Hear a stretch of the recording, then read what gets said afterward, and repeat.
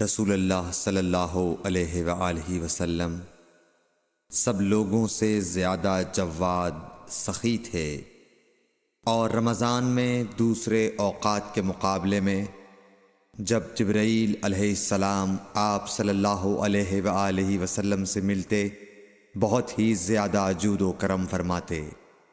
جبرائیل علیہ السلام رمضان کی ہر رات میں آپ صلی اللہ علیہ وآلہ وسلم سے ملاقات کرتے اور آپ کے ساتھ قرآن کا دورہ کرتے۔ غرض حضرت صلی اللہ علیہ وآلہ وسلم لوگوں کو بھلائی پہنچانے میں بارش لانے والی ہوا سے بھی زیادہ جود و کرم فرمایا کرتے تھے۔ صحیح بخاری حدیث نمبر 6۔ ہرقل شاہ روم نے قریش کے قافلے میں ایک آدمی بلانے کو بھیجا، اور اس وقت یہ لوگ تجارت کے لیے ملک شام گئے ہوئے تھے، اور یہ وہ زمانہ تھا جب رسول اللہ صلی اللہ علیہ وسلم نے قریش اور ابو سفیان سے ایک وقتی عہد کیا ہوا تھا۔ جب ابو سفیان اور دوسرے لوگ ہرقل کے پاس ایلیا پہنچے جہاں ہرقل نے دربار طلب کیا تھا، اس کے گرد روم کے بڑے بڑے لوگ، علماء، وزراء و امراء بیٹھے ہوئے تھے۔ ہرقل نے ان کو اور اپنے ترجمان کو بلوایا، پھر ان سے پوچھا کہ تم میں سے کون شخص مدعی رسالت کا زیادہ قریبی عزیز ہے؟ ابو سفیان کہتے ہیں کہ میں بول اٹھا کہ میں اس کا سب سے زیادہ قریبی رشتہ دار ہوں۔ یہ سن کر ہرقل نے حکم دیا کہ اس ابو سفیان کو میرے قریب لا کر بٹھاؤ اور اس کے ساتھیوں کو اس کی پیٹھ کے پیچھے بٹھا دو۔ پھر اپنے ترجمان سے کہا کہ ان لوگوں سے کہہ دو کہ میں ابو سفیان سے اس شخص یعنی محمد صلی اللہ علیہ وسلم کے حالات پوچھتا ہوں، اگر یہ مجھ سے کسی بات میں جھوٹ بول دے تو تم اس کا جھوٹ ظاہر کر دینا۔ ابو سفیان کا قول ہے کہ خدا کی قسم اگر مجھے یہ غیرت نہ آتی کہ یہ لوگ مجھ کو جھٹلائیں گے تو میں آپ صلی اللہ علیہ وسلم کی نسبت ضرور غلط گوئی سے کام لیتا۔ خیر، پہلی بات جو ہرقل نے مجھ سے پوچھی وہ یہ کہ اس شخص کا خاندان تم لوگوں میں کیسا ہے؟ میں نے کہا وہ تو بڑے اونچے عالی نسب والے ہیں۔ کہنے لگا اس سے پہلے بھی کسی نے تم لوگوں میں ایسی بات کہی تھی؟ میں نے کہا نہیں۔ کہنے لگا اچھا اس کے بڑوں میں کوئی بادشاہ ہوا ہے؟ میں نے کہا نہیں۔ پھر اس نے کہا بڑے لوگوں نے اس کی پیروی اختیار کی ہے یا کمزوروں نے؟ میں نے کہا نہیں، کمزوروں نے۔ پھر کہنے لگا اس کے تابعدار روز بڑھتے جاتے ہیں یا کوئی ساتھی پھر بھی جاتا ہے؟ میں نے کہا نہیں۔ کہنے لگا کیا اپنے اس دعوی نبوت سے پہلے کبھی کسی بھی موقع پر اس نے جھوٹ بولا ہے؟ میں نے کہا نہیں، اور اب ہماری اس سے صلح کی ایک مقررہ مدت ٹھہری ہوئی ہے، معلوم نہیں وہ اس میں کیا کرنے والا ہے۔ ابو سفیان کہتے ہیں میں اس بات کے سوا اور کوئی جھوٹ اس گفتگو میں شامل نہ کر سکا۔ ہرقل نے کہا کیا تمہاری اس سے کبھی لڑائی بھی ہوئی ہے؟ ہم نے کہا کہ ہاں۔ بولا پھر تمہاری اور اس کی جنگ کا کیا حال ہوتا ہے؟ میں نے کہا لڑائی ڈول کی طرح ہے، کبھی وہ ہم سے میدان جنگ جیت لیتے ہیں اور کبھی ہم ان سے جیت لیتے ہیں۔ ہرقل نے پوچھا وہ تمہیں کس بات کا حکم دیتا ہے؟ میں نے کہا وہ کہتا ہے کہ صرف ایک اللہ ہی کی عبادت کرو، اس کا کسی کو شریک نہ بناؤ، اور اپنے باپ دادا کی شرک کی باتیں چھوڑ دو، اور ہمیں نماز پڑھنے، سچ بولنے، پرہیزگاری اور صلہ رحمی کا حکم دیتا ہے۔ یہ سب سن کر پھر ہرقل نے اپنے ترجمان سے کہا کہ ابو سفیان سے کہہ دے کہ میں نے تم سے اس کا نسب پوچھا تو تم نے کہا کہ وہ ہم سے عالی نسب ہے، اور پیغمبر اپنی قوم میں عالی نسب ہی بھیجے جایا کرتے ہیں۔ میں نے تم سے پوچھا کہ دعوی نبوت کی یہ بات تمہارے اندر اس سے پہلے کسی اور نے بھی کہی تھی تو تم نے جواب دیا کہ نہیں۔ تب میں نے اپنے دل میں کہا کہ اگر یہ بات اس سے پہلے کسی اور نے کہی ہوتی تو میں سمجھتا کہ اس شخص نے بھی اسی بات کی تقلید کی ہے جو پہلے کہی جا چکی ہے۔ میں نے تم سے پوچھا کہ اس کے بڑوں میں کوئی بادشاہ بھی گزرا ہے تو تم نے کہا کہ نہیں۔ تو میں نے دل میں کہا کہ ان کے بزرگوں میں سے کوئی بادشاہ ہوا ہوگا تو کہہ دوں گا کہ وہ شخص اس بہانے اپنے آباء و اجداد کی بادشاہت اور ان کا ملک دوبارہ حاصل کرنا چاہتا ہے۔ اور میں نے تم سے پوچھا کہ اس بات کے کہنے یعنی پیغمبری کا دعویٰ کرنے سے پہلے تم نے کبھی اس کو دروغ گوئی کا الزام لگایا ہے؟ تم نے کہا کہ نہیں۔ تو میں نے سمجھ لیا کہ جو شخص آدمیوں کے ساتھ دروغ گوئی سے بچے وہ اللہ کے بارے میں کیسے جھوٹی بات کہہ سکتا ہے۔ اور میں نے تم سے پوچھا کہ بڑے لوگ اس کے پیرو ہوتے ہیں یا کمزور آدمی؟ تم نے کہا کمزوروں نے اس کی اتباع کی ہے۔ تو دراصل یہی لوگ پیغمبروں کے متبعین ہوتے ہیں۔ اور میں نے تم سے پوچھا کہ اس کے ساتھی بڑھ رہے ہیں یا کم ہو رہے ہیں؟ تم نے کہا کہ وہ بڑھ رہے ہیں، اور ایمان کی کیفیت یہی ہوتی ہے حتیٰ کہ وہ کامل ہو جاتا ہے۔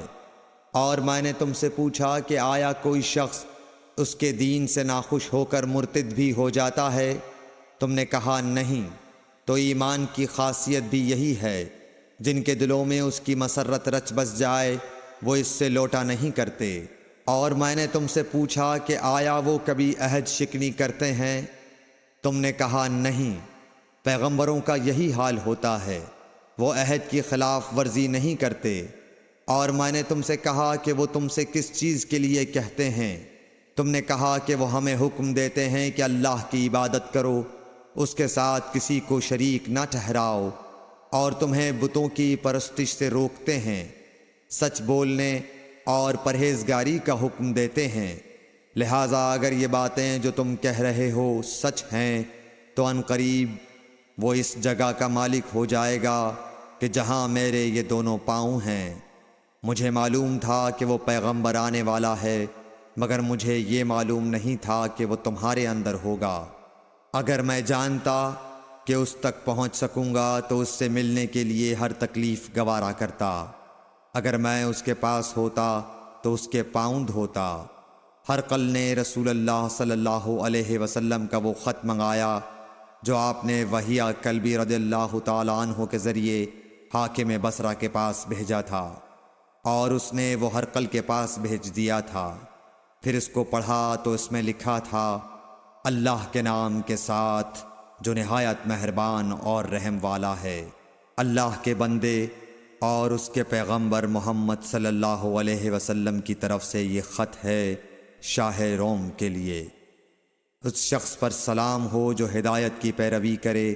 اس کے بعد میں آپ کے سامنے دعوت اسلام پیش کرتا ہوں۔ اگر آپ اسلام لے آئیں گے تو دین و دنیا میں سلامتی نصیب ہوگی، اللہ آپ کو دوہرا ثواب دے گا۔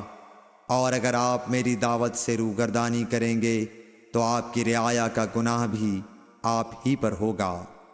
اور اے اہل کتاب، ایک ایسی بات پر آ جاؤ جو ہمارے اور تمہارے درمیان یکساں ہے، وہ یہ کہ ہم اللہ کے سوا کسی کی عبادت نہ کریں اور کسی کو اس کا شریک نہ ٹھہرائیں، اور نہ ہم میں سے کوئی کسی کو خدا کے سوا اپنا رب بنائے۔ پھر اگر وہ اہل کتاب اس کتاب سے منہ پھیر لیں تو مسلمانوں، تم ان سے کہہ دو کہ تم مانو یا نہ مانو، ہم ایک خدا کے اطاعت گزار ہیں۔ ابو سفیان کہتے ہیں، جب ہرقل نے جو کچھ کہنا تھا کہہ دیا اور خط پڑھ کر فارغ ہوا تو اس کے ارد گرد بہت شور و غوغا ہوا، بہت سی آوازیں اٹھیں اور ہمیں باہر نکال دیا گیا۔ تب میں نے اپنے ساتھیوں سے کہا کہ ابو کبشہ کے بیٹے حضرت صلی اللہ علیہ وسلم کا معاملہ تو بہت بڑھ گیا۔ دیکھو تو اس سے بنی اصفر روم کا بادشاہ بھی ڈرتا ہے۔ مجھے اس وقت سے اس بات کا یقین ہو گیا کہ حضور صلی اللہ علیہ وسلم ان قریب غالب ہو کر رہیں گے، حتیٰ کہ اللہ نے مجھے مسلمان کر دیا۔ راوی کا بیان ہے کہ ابن ناطور ایلیا کا حاکم ہرقل کا مصاحب اور شام کے نصارہ کا لاٹ پادری بیان کرتا تھا کہ ہرقل جب ایلیا آیا ایک دن صبح کو پریشان اٹھا تو اس کے درباریوں نے دریافت کیا کہ آج ہم آپ کی حالت بدلی ہوئی پاتے ہیں، کیا وجہ ہے؟ ابن ناطور کا بیان ہے کہ ہرقل نجومی تھا، علم نجوم میں وہ پوری مہارت رکھتا تھا۔ اس نے اپنے ہم نشینوں کو بتایا کہ میں نے آج رات ستاروں پر نظر ڈالی تو دیکھا کہ ختنہ کرنے والوں کا بادشاہ ہمارے ملک پر غالب آ گیا ہے۔ بھلا اس زمانے میں کون لوگ ختنہ کرتے ہیں؟ انہوں نے کہا کہ یہود کے سوا کوئی ختنہ نہیں کرتا، سو ان کی وجہ سے پریشان نہ ہوں۔ سلطنت کے تمام شہروں میں یہ حکم لکھ بھیجیے کہ وہاں جتنے یہودی ہوں سب قتل کر دیے جائیں۔ وہ لوگ انہی باتوں میں مشغول تھے کہ ہرقل کے پاس ایک آدمی لایا گیا جسے شاہ غسان نے بھیجا تھا۔ اس نے رسول اللہ صلی اللہ علیہ وسلم کے حالات بیان کیے۔ جب ہرقل نے سارے حالات سن لیے تو کہا کہ جا کر دیکھو وہ ختنہ کیے ہوئے ہے یا نہیں۔ انہوں نے اسے دیکھا تو بتلایا کہ وہ ختنہ کیا ہوا ہے۔ ہرقل نے جب اس شخص سے عرب کے بارے میں پوچھا تو اس نے بتلایا کہ وہ ختنہ کرتے ہیں۔ تب ہرقل نے کہا کہ یہی محمد صلی اللہ علیہ وسلم اس امت کے بادشاہ ہیں جو پیدا ہو چکے ہیں۔ پھر اس نے اپنے ایک دوست کو رومیہ خط لکھا اور وہ بھی علم نجوم میں ہرقل کی طرح ماہر تھا۔ پھر وہاں سے ہرقل حمص چلا گیا۔ ابھی حمص سے نکلا نہیں تھا کہ اس کے دوست کا خط اس کے جواب میں آ گیا۔ اس کی رائے بھی حضور صلی اللہ علیہ وسلم کے ظہور کے بارے میں ہرقل کے موافق تھی کہ محمد صلی اللہ علیہ وسلم واقعی پیغمبر ہیں۔ اس کے بعد ہرقل نے روم کے بڑے آدمیوں کو اپنے حمص کے محل میں طلب کیا اور اس کے حکم سے محل کے دروازے بند کر لیے گئے۔ پھر وہ اپنے خاص محل سے باہر آیا اور کہا، اے روم والو، کیا ہدایت اور کامیابی میں کچھ حصہ تمہارے لیے بھی ہے؟ اگر تم اپنی سلطنت کی بقا چاہتے ہو تو پھر اس نبی صلی اللہ علیہ وسلم کی بیعت کر لو اور مسلمان ہو جاؤ۔ یہ سننا تھا کہ پھر لوگ وحشی گدھوں کی طرح دروازوں کی طرف دوڑے، مگر انہیں بند پایا۔ آخر جب ہرقل نے اس بات سے ان کی یہ نفرت دیکھی اور ان کے ایمان لانے سے مایوس ہو گیا تو کہنے لگا کہ ان لوگوں کو میرے پاس لاؤ۔ جب وہ دوبارہ آئے تو اس نے کہا، میں نے جو بات کہی تھی اس سے تمہاری دینی پختگی کی آزمائش مقصود تھی، سو وہ میں نے دیکھ لی۔ تب یہ بات سن کر وہ سب کے سب اس کے سامنے سجدے میں گر پڑے اور اس سے خوش ہو گئے۔ بالآخر ہرقل کی آخری حالت یہی رہی۔ صحیح بخاری حدیث نمبر 7۔